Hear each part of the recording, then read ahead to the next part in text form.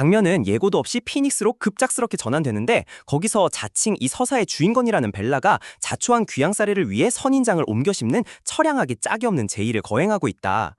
뒤따르는 그녀 자신의 침울하기 짝이 없는 독백은 자신이 지금 정신없는 어머니와 새 낭편을 위해 희생하는 순교자인 양 행세하는 위선을 친절하게도 명확히 폭로한다. 그녀는 이 모든 게 모친의 새 남편이 가망 없는 마이너리그 야구 선수라는 허상을 줬도록 자신이 고귀한 희생을 치르는 척하지만 실상은 그저 자기 연민에 도취된 한심한 자아도취에 불과하다.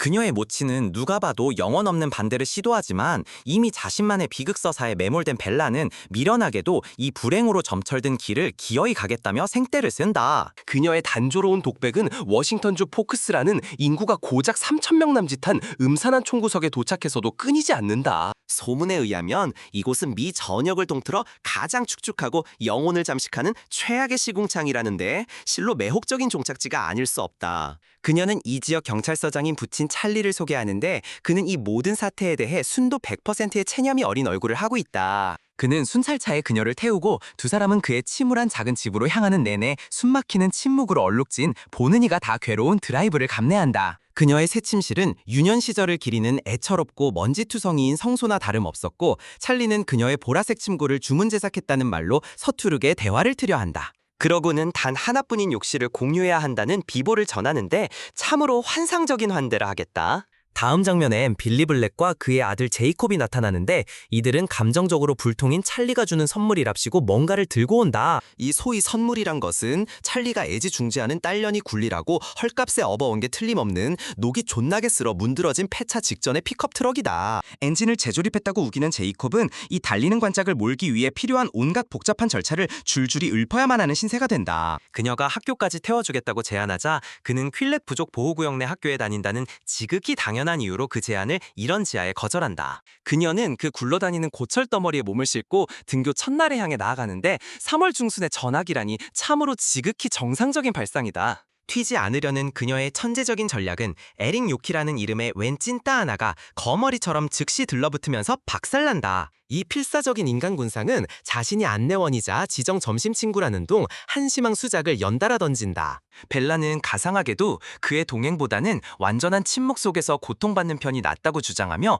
그를 정중히 밀어내려 애쓴다. 그의 반응은 교내신문의 특집 기자를 시켰다며 협박조로 필사적으로 그녀를 엮으려는 것인데 이 작태는 당연히 그녀의 신경을 긁는다. 체육 시간, 그녀의 처참한 운동신경은 결국 배구공을 어느 생각 없는 남학생의 뒤통수에 명중시키는 참사로 이어진다. 그 피해자는 마이크 뉴턴이라는 머저리로 밝혀지는데 그는 즉시 그녀의 사과를 파렴치하고 노골적인 작업으로 변질시킨다. 이 하찮은 최하위 포식자에 대한 벨라의 철저한 무관심은 고통스러울 만큼 명백하지만 그는 집요하게 구애를 밀어붙인다. 또 다른 여학생인 제시카가 등장하는데 그녀는 별 볼 일 없는 마이크의 부유하는 관심을 향해 노골적인 영역 표시의 기운을 뿜어댄다. 제시카는 마이크의 덧없는 시선을 되찾으려 발버둥치는 동시에 역겨울 만큼 상냥한 가면 뒤에 자신의 아기를 숨긴 채 벨라를 대한다. 점심시간 진정한 사교계의 성녀인 듯한 한 안젤라라는 아이가 다행히 취소된 신문 특집 기사를 빌미로 카메라를 들고 벨라를 기습한다. 마이크가 애처로운 유혹의 몸부림을 이어가는 동안 타일러라는 또 다른 뇌가 근육으로 된 운동부놈이 파렴치하게 그의 자리를 가로챈다. 제시카는 이 혼란을 틈타 벨라 옆을 사수하며 마이크와 그의 포식적인 집착에 맞서는 물리적 방어벽을 구축한다. 이 한심한 시골 마을의 유치찬란한 고교 서열 다툼은 이미 기념비적으로 지겹다. 이 모든 인기 추종자 기생충들은 그저 조용히 내버려두길 바라는 전학생에게 필사적으로 빌붙으려는 것처럼 보인다. 이 모든 광경은 완벽하고도 철저한 사교적 대재앙의 교본 같은 사례다. 바로 그때 마치 약속이라도 한 듯 컬렌과 일족이 식당 문을 통해 유유히 입장한다. 그들은 무슨 끔찍한 헤어 제품 광고라도 찍는 양 자규적인 슬로우 모션을 장착하고 위풍당당하게 걸어 들어온다. 기초적인 시력마저 상실한 게 틀림없는 벨라는 이 명백한 장관에 대해 굳이 소개를 청해야 하는 처지다. 마을의 상주 가십거린 제시카는 이 기묘한 가족에 대한 온갖 선정적인 세부사항을 신나게 늘어놓는다. 그들은 이 마을에 고통스러울 만큼 완벽하고 조각 같은 의사 컬렌 박사에게 입양된 자식들이다. 비현실적으로 아름다운 금발은 로잘리이며 그녀와 함께 있는 거구의 사내는 그녀의 소위 연인이라는 엠맷이다. 제시카는 그들이 한 지붕 아래 사는 위탁남매라는 점을 감안할 때 둘의 관계가 가진 유사 근친상간적 기괴함이 심히 섬뜩하다고 정확히 지적한다. 제시카의 판단은 한치도 틀리지 않았다. 이 관계 설정 자체가 근본부터가 정신 나가게 만드는 씨발 짓거리인 것이다. 요정 같은 소녀는 진성 또라이로 낙인 찍힌 앨리스며 그녀는 영원한 실존적 고뇌에 사로잡힌 듯한 사내 제스퍼와 짝이다. 제시카는 이 기이할 정도로 완벽한 표본들을 입양한 컬렌 박사를 마담뚜라고 칭하는데 이는 지극히 날카롭고 냉소적인 평가다. 늘 순진한 안젤라는 그저 잘생긴 박사님이 자신을 그의 길 잃은 수집품 목록에 추가해주길 바랄 뿐이라고 말한다. 마침내 범접할 수 없는 고교 완벽남의 정점으로 군림하는 잘생긴 개자식 에드워드가 등판하신다. 제시카는 보기 드문 연대감을 발휘하여 그놈을 쫓는데 단 한 톨의 생각이라도 낭비하지 말라고 벨라에게 즉각 경고한다. 그녀는 그가 연애하지 않은 이유가 그 자신의 오만한 판단에 따르면 이 동네 어떤 여자도 그의 신적인 기준을 충족시키지 못하기 때문이라고 소상히 설명한다. 벨라는 그런 의도가 추호도 없다고 항변하지만 그녀의 시선은 저 심파극에 심취한 병신에게 고정되어 있다. 에드워드는 순도 100%의 혐오감으로 일그러진 가면을 쓴 채 그녀의 시선에 응수한다. 그녀는 그의 영문모를 저기에 진심으로 충격받고 정신이 씨발 아득해져서 시선을 돌려버린다. 잠시 후 생물학 수업 시간, 우주는 자신의 가학적인 쾌락을 위해 그녀를 고문하기로 작정한 듯하다. 이 빌어먹을 교실 전체에서 유일하게 남은 자리는 아니나 다를까 잔뜩 똥 씹은 표정을 한 미스터리한 작자 에드워드의 바로 옆이다. 그녀가 선풍기 옆을 지날 때 그녀의 체향이 그에게 닿자 그는 보이지 않는 일격이라도 맞은 듯 몸을 움찔한다. 그 작자는 마치 실험대 위에 내장을 쏟아내려는 본능적인 욕구와 사투를 벌이는 것처럼 진심으로 역겨워 보인다. 그는 코를 감싸쥐고 순수하게 무기화된 혐오의 눈빛으로 그녀를 쏘아본다. 그의 눈동자는 불길할 정도로 칠흑같이 검어서 그가 온몸으로 풍기는 사이코 기운을 배가시킨다. 벨라는 자리에 앉아 순전한 혼란 속에서 자신의 머리칼 냄새를 맡으며 대체 어떤 결함이 저런 반응을 촉발했는지 의아해한다. 해방을 구하는 종이 울리기가 무섭게 에드워드는 빌어먹을 말 한마디 없이 교실을 박차고 나간다. 교무실에서 벨라는 불행히도 에드워드가 둘의 공통 과목인 생물학 수업에서 빼달라고 필사적으로 애원하는 장면을 목격한다. 그는 그녀가 거기 있음을 알아차리는 순간 세상에서 가장 비겁한 겁쟁이처럼 교무실에서 도망친다. 그날 저녁 그녀와 찰리는 동네 허름한 식당에서 영혼을 좀먹는 잡담으로 가득한 식사를 감내한다. 동네 사람들은 전부 찰리의 안면이 있는지 벨라에게 민망할 정도의 질문 공세를 퍼부어 그녀를 눈에 띄게 그리고 고통스럽게 불편하게 만든다. 어느 독특한 할아버지가 한때 그녀의 산타클로스 역을 해줬다며 말을 걸지만 그녀는 아주 다행스럽게도 그 순간을 전혀 기억하지 못한다. 그러다 영화는 느닷없이 어느 불운한 멍청이가 창고에서 보이지 않는 습격자에게 무참히 찢기는 장면으로 난폭하게 전환된다. 다음 날 아침 벨라는 필연적으로 집 앞 빙판에서 보기 좋게 미끄러지는데 이 마을 자체가 자잘한 죽음의 덫이 연숙되는 곳이기 때문이다. 찰리는 그녀의 트럭을 몰고 나타나 손을 내밀며 위험한 노면을 위해 새 타이어를 장만해주는 위대한 선심을 썼다고 발표한다. 그러고는 또 다른 동물 습격 사건을 조사하러 가야 한다며 이번엔 지역 제재소에서 벌어진 일이라고 알린다. 벨라는 에드워드와 대면하여 그의 정신병적 행태에 대한 해명을 요구하겠다는 확고하고 정당한 결의를 품고 학교로 향한다. 예상대로 그 겁쟁이는 또다시 자취를 감췄고 그녀 인생에서 고문과도 같았을 며칠 동안 결석을 이어간다. 그가 마침내 생물학 수업에 다시 나타났을 때 그는 완벽한 인격 반전을 선보인다. 그는 돌연 매력적인 대화의 화수분이 되어 마치 이전에 적대적 조우 따위는 없었던 것처럼 정식으로 자기를 소개한다. 둘이 실험 과제를 수행하는 동안 그는 이 신에게 버림받은 마을로 이주한 그녀의 동기를 섬뜩할 정도로 캐묻는다. 그 섬뜩한 놈은 그녀의 사물함까지 따라붙어 내내 심리적 신문을 멈추지 않는다. 벨라는 그 혼란스러움에 마침내 그가 컨택트 렌즈를 꼈냐고 물으며 이전엔 그의 눈이 검은색이었다고 지적한다. 그의 눈은 이제 완전히 다른 거의 초자연적일 만큼 기묘한 황금빛 갈색을 띈다. 그는 형광등 탓이라는 속보이는 변명을 중얼거리더니 황급히 자리를 뜬다. 잠시 후 주차장에서 그녀가 트럭에 오르자 그는 도로 건너편에서 그녀를 강렬하게 응시한다.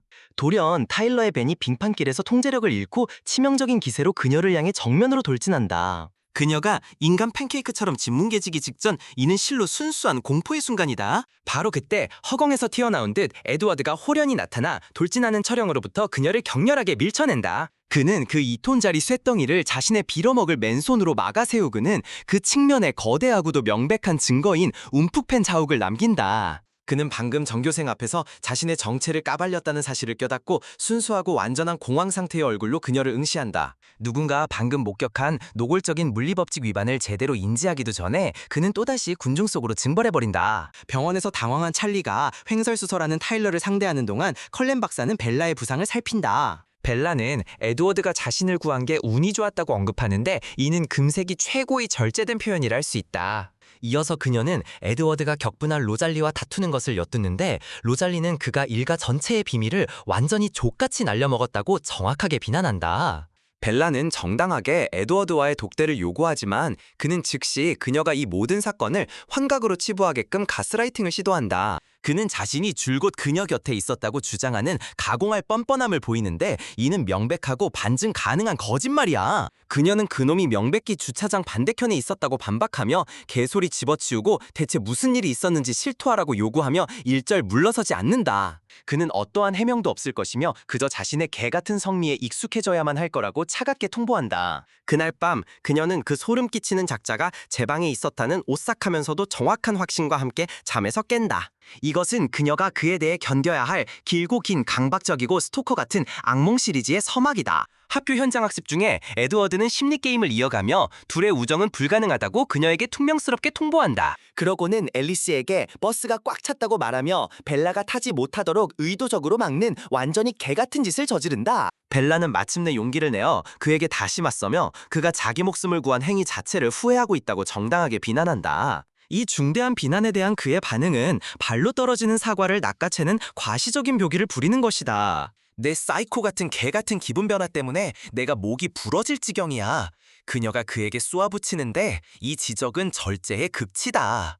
이어서 그는 내가 영웅이 아니라면 내가 악당이라면 어쩔 거지? 라는 궁극의 심파적 질문을 던진다. 그녀는 어리석게도 상관없이 그를 믿는다고 선언하고 이번만큼은 그건 특등급으로 족같은 발상이라고 정확하게 경고한다. 그녀는 라푸시 해변으로 초대하지만 그는 그 이름에 움찔하며 참석을 격렬히 거부한다. 해변에 제이콥 블랙이 나타나 컬렌과는 조약에 따라 부족 영토에 무단 출입이 금지되어 있다고 분명히 설명한다. 그는 자신의 조상이 실제 늑대의 후예라는 으스스하게 들리도록 의도된 캐캐묵은 캠프포이어 괴담을 들어놓는다. 그 이야기는 제이콥의 증조부가 컬렌가와 조약을 맺었는데 그들이 차가운 자들이라는 별개의 종족으로 확인되었다는 씨발 그런 내용을 담고 있었다. 이 암호 같은 정보 조각을 손에 쥔 벨라는 집으로 돌아와 퀼렛 전설에 대한 광적인 온라인 탐사를 개시한다. 그녀의 검색은 인근 마을 포트엔젤레스에서 구할 수 있는 실질적인 해답을 담고 있을 법한 책 한 권으로 귀결된다. 다음날 날씨가 화창하자 제시카는 컬렌 일족이 그런 날이면 늘 학교를 빠진다고 무심코 언급한다. 벨라는 안젤라와 제시카를 구슬려 드레스 쇼핑을 핑계로 포트엔젤레스에 가자고 제안하는데 이는 서점에 들키지 않고 들르려는 얄팍한 속셈이다. 민속학 서적을 손에 넣은 후 그녀는 비극적이게도 어두운 골목에서 포식자 같은 사내무리에게 포위당한다. 상황이 필연적인 폭력으로 치닫기 직전 에드워드의 은색 볼보가 완벽한 데우스 엑스 마키나처럼 굉음을 내며 시야에 들어온다. 그는 차에서 내려 야수처럼 으르렁대며 사내들을 위협하고는 벨라에게 차에 오르라고 명령한다. 차 안에서 그는 편리하고도 자기애적인 예외인 그녀 자신을 제외한 타인의 마음을 읽어 그녀의 위치를 알아야 했다고 고백한다. 그는 근처 식당 손님들의 시시껄렁한 생각들을 줄줄이 읊으며 이 치매적인 능력을 입증한다. 집으로 돌아가는 차 안에서 그녀는 그의 손에 닿았다가 그의 불가능할 정도로 시체처럼 차가운 체온을 감지한다. 제 방으로 돌아와 전 세계 신화소 차가운 자들에 대한 그녀의 조사는 단 하나의 자명한 결론을 가리킨다. 바로 흡혈귀다. 다음 날 그녀는 습에서 그와 대면하고 그는 마침내 지긋지긋한 가면극을 끝내기로 마음먹는다. 말해봐. 그는 마치 삼류 연극 배우처럼 존나게 무게를 잡으며 명령한다. 흡혈귀! 그녀는 제정신이라면 그 상황에서 느꼈어야 할 합리적인 공포가 완전히 거세된 채 내뱉는다. 그러고는 초인적인 속력으로 그녀를 산 정상으로 데려가 자신의 피부가 햇빛 아래서 어떻게 빛나는지 과시한다. 그는 나무를 박살내며 자신의 무지막지한 괴력을 과시한 뒤 그녀를 자신만의 개인적인 헤로인 상표로 낙인 찍는다. 이 끔찍한 고백은 어찌된 영문인지 그녀의 뇌에서 이성적인 인간이라면 당연히 취했을 공포에 질려 도망치는 반응을 촉발하지 못한다. 그는 그녀를 소위 채식주의자 흡혈귀라는 자신의 가족에게 소개하는데 그 모든 상황이 극도로 불편하다. 로잘리는 노골적으로 적대감을 드러내며 에드워드가 인간 식사거리를 자신들의 사적인 소굴에 멍청하게 들인 것에 대해 정당하게 분노한다. 이후 가족은 뇌우 속에서 야구를 하는데 이는 그들의 배트가 내는 전능한 천둥 소리를 위장하기 위한 필수적인 조치다. 이 기이하고 가정적인 광경은 3명의 유목민, 즉 식인 흡혈귀인 로랑, 빅토리아 그리고 추적자 제임스의 등장으로 산산조각난다. 제임스는 즉시 벨라의 인간양을 감지하고 순수한 아기를 담아 선언한다. 간식거리를 데려왔군. 간식거리를 데려왔군. 컬렌가는 제임스가 이제 순전히 유희를 위해 벨라를 사냥하리라는 사실을 즉각 깨닫고 이제 완전한 족같은 대참사가 임박했음을 직감한다. 그들은 제임스를 헛된 추격전으로 유인할 요량으로 그녀를 마을 밖으로 빼돌리기 위한 필사적이고 허술한 계획을 세운다. 하지만 제임스는 그들의 아마추어적인 계력보다 한 수 위였고 되돌아와 그녀의 옛 발레 스튜디오에서 벨라를 치명적인 함정에 몰아넣는다. 그는 그녀의 다리를 부러뜨리고 손목을 물어뜯으며 무자비하게 유린하고 나중에 에드워드가 보도록 그 모든 과정을 가학적으로 녹화한다. 에드워드는 완벽하게 극적인 순간에 도착하여 두 흡혈귀 사이에 맹렬한 사투를 촉발시킨다. 나머지 컬렌과 일족이 지원군으로 당도해 제임스의 사지를 갈기갈기 찢어발기고 그의 완전한 소멸을 위해 그 빌어먹을 자네를 불태워버린다. 에드워드는 그녀의 변이를 막기 위해 벨라의 상처에서 흡혈귀의 독을 빨아내야만 하는데 이 과정은 둘 모두에게 지독한 고통이다. 그녀는 병원에서 의식을 되찾고 에드워드가 다시는 자신을 떠나지 않겠다는 또 다른 공허한 맹세를 듣게 되며 그 끔찍한 폭행은 어설픈 추락사고로 둔갑된다.